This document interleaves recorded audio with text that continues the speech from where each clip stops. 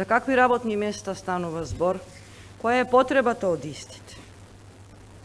Дали на вистина вашето јавно предпријатие има потреба од толку голема бројка и дали со оваа бројка вашето предпријатие со сумата која што ќе издвоите за новите вработувања нема да биде товар за истото?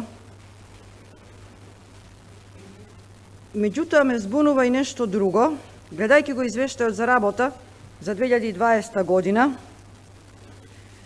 во точката каде што се секторот за општи правни работи и човечки ресурси, ЈП Водовод во 2020 година работата ја извршуваше со повеќе од 205 работници.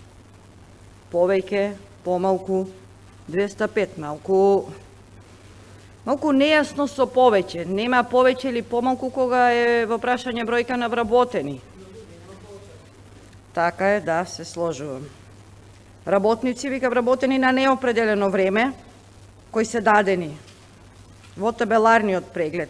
И 38 работника преку Агенција за времени вработувања.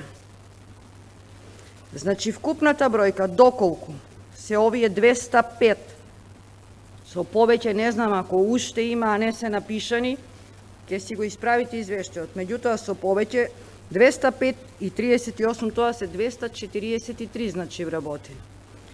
И вие сега пред нас советниците излегувате, значи со уште плюс 54. Значи од овие 54 кои што се спомнати вработувања, ние имаме потреба во овој момент за 38. Зашто се работи конкретно овдека? Значи, без разлика дали сме вршители на должност или директори на јавни предпријатија, имаме обврска и морална, и људска, и професионална.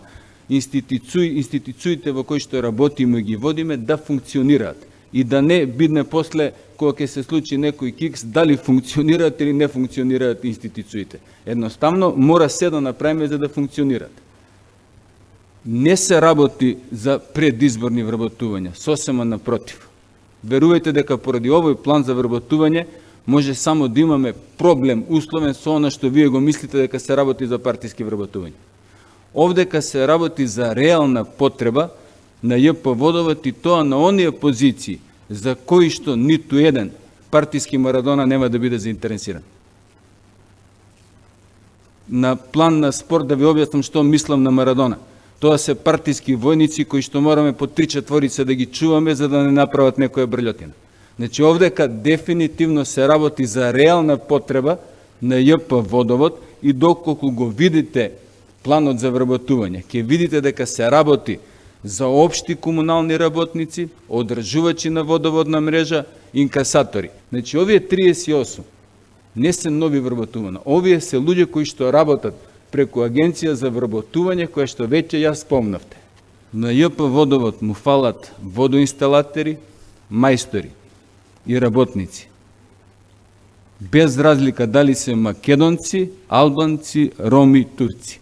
Јас апсолутно, ако нешто ви значи, би ја подпишал иницијативата која вие би ја поднеле, да се укине балансерот, а вработувања да одат врз основа на стручност, способност и спремност на луѓето кои што би сакале да работат кај нас.